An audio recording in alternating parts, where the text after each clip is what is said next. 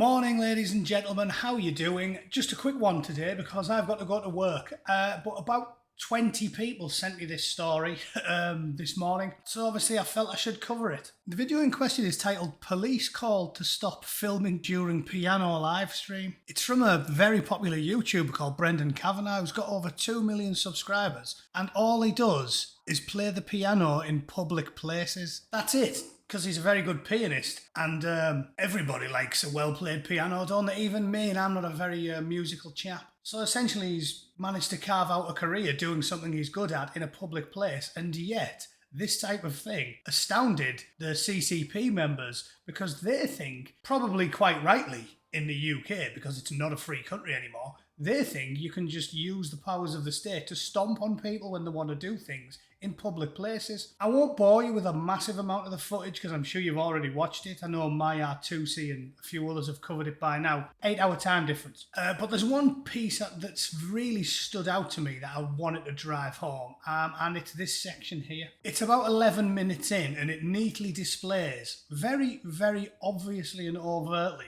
that the CCP, you know, the people behind TikTok and massive amounts of social media manipulation, they're very aware of the cultural zeitgeist. They know what's going on because they are inexorably linked to the intelligence services of one of the most powerful nations on earth. And it's an old joke, but have you noticed how everybody knows the names of the CIA or MI5 or MI6, but nobody knows the name of the Chinese Secret Service, do they? People just say Beijing. Well, I say Peking because I'm purposely being antagonistic, but nobody knows what they're called because they're much better at it than the woke, brainwashed PC public servants that work for the British intelligence services. It's not the 90s anymore. We had a relatively competent intelligence service in the 1990s. Now, look at us. We've got a bunch of sparrow-boned soy boys running the security services. Royal Marines don't look like me anymore because I joined up in 1999 and I spent my formative years climbing trees and jumping the beck and playing rugby,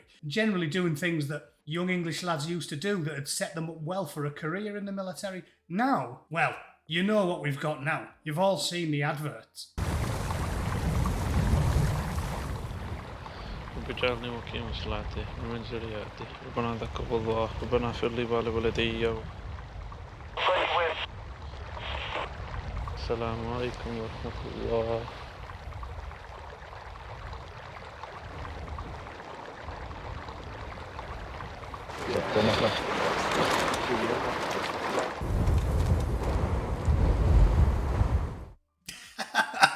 Imagine that, you're on patrol. The enemy is moving into position. Whoa, hang on. Akbar's got his praying rig on. Oh, hold up, lads. Turn your electronic countermeasures off. Corporal, turn the volume down on your radio. It's prayer time. Yeah? Surely that Chinese Air Force pilot's not going to drop his payload on you while someone's busy praying. It's like the world's biggest atheist state. Do you think they're gonna keep their hands off the joystick because one of the blokes is having a quick prayer? This is what we're dealing with. Anyway, I'm rambling. The point is, they know our weak spots. They know exactly what to say. They know how to game the system because they promoted the system. Watch this piece of performative nonsense from the overbearing CCP member about 12 minutes into the video. I'm really sorry, we're on a schedule here. So me too, but we're in a free country, mate. That's true, We're not in communist China now, you know. Oh, I'm sorry, this is racist now. No, we're not in communist China, we're in a free country. We're in a free country, mate, we can film where we want. You can call the police if you want, I'll be quite happy to call the police, you know. But listen, we're all free here, mate. This is free, but we don't want when to you're share in images. Rome, you do as the Romans do, sorry. You're Roman? Yeah, it's a saying. Sorry, sorry. We don't want to do it. Yeah, sorry. You don't want to do what? Yeah, to share our image. To share our image. Well, then you've got to online. walk away then. Because it's a public space. Yeah, definitely. So I tell you, I just tell my choice. Yeah, we don't want to show our image. Okay, well, you've got to walk away then. So, yeah. Then, but we want to use this piano. This is a public one. Yes. It's a public It's one. public, but we can use it as well. Yeah. Yes, you can. Yeah, Yes, definitely. and anyone can film because in the UK it's a free country, That's and anyone but can we film. have image right. We have Not in image. public.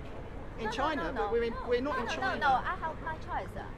I don't No, want but my. we are in Britain, Great Britain. We're not in I China. say I'm also British. I'm also British. Okay. I thought I'm you also said British. I love that bit. I'm also better. Oh, hello. Great to see you again, hon. This is another thing, isn't it, we're at now? Literally, the government defines you as being British the second you manage to get your hands on a passport. She probably spends 90% of her time in China, and she speaks the Queen's even worse than I do, which is quite something. Because I'm from Middlesbrough. It's not like we do a fantastic job of spitting out the Queen's English. But what's British about her? What's British about her? It's a cultural thing. If you're there trying to censor people in the middle of a train station, I've got news for you. This is the nation that spawned the likes of John Locke, David Hume, Adam Smith, Isaac Newton, Michael Faraday, thinkers, people who wouldn't take umbrage to a bloke playing a piano in a train station. So you should scuttle off back to your masters over in Peking, and we should burn that passport before you get on the plane. Anyway, here's the good bit. The performative nonsense from the autocrat in the train station. But I don't want to use my You've image. got a Chinese flag there. It doesn't matter. Show me the Chinese flag. Why you're touching her? Stop touching her! Don't touch her, I please. touched the Do flag. not touch her. Please. You are not the same age. Please do not touch her. He touched the flag, first of all. He didn't touch her. Secondly, there was certainly no element of, well, they know what they're doing. There was no element of sexuality or a sex crime there. But they know what touches the Bobby's buttons. So he needlessly shrieked like a horrified prepubescent lesbian and then proceeded to say, she's not the same age as you. Why did he raise his voice for no reason? Well, I'll tell you why. Because after that, he ran straight over to the Bobbies and said, there's been some inappropriate touching going on. And then obviously Plod, being just as debased and incompetent as the aforementioned military and security services in the island of Soy, obviously the Bobbies took the CCP side. I'm not making communist comments at them. No, I said you're waving a communist flag. That's all I said. And the hands were meant to be going towards her. Were you trying to touch her in that I was regard? not trying to touch it. That's why I have a camera. Right? With a straight face, the coppers say, so why were you trying to touch her? If he wanted to touch her, he'd have went like that.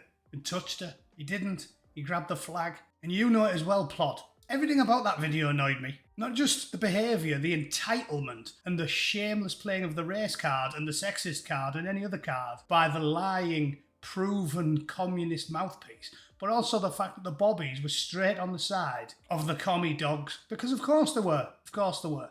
As I've said, I'm preaching to the converted. You and I both know we've already lost. All that's left to do is laugh at the stupidity of what's going on, and that is a hilarious side-splitting example of it. Pleasant old bloke with 2 million YouTube subscribers who likes playing the piano, getting pestered by a load of overbearing, shrieking communists, and the Bobbies take their side in the middle of a train station in London. You wouldn't have believed it 10 years ago. You believe it now. Now, if you pay attention, you expect it. But you wouldn't have believed it 10 years ago, would you? If they made Paddington now, he'd look like Hannibal Lecter. He'd be in a straitjacket strapped to a board and getting wheeled round the train station by 2 CCP guards with machine guns. They'd be feeding him kids, not getting him to move in with them. But anyway, I'll put the full video of Mr. Kavanagh's channel in the description and link you the full video, and you can make your own mind up. But that was shocking and hilarious to me. So yeah, enjoy yourselves. Thanks for watching. See you all tomorrow.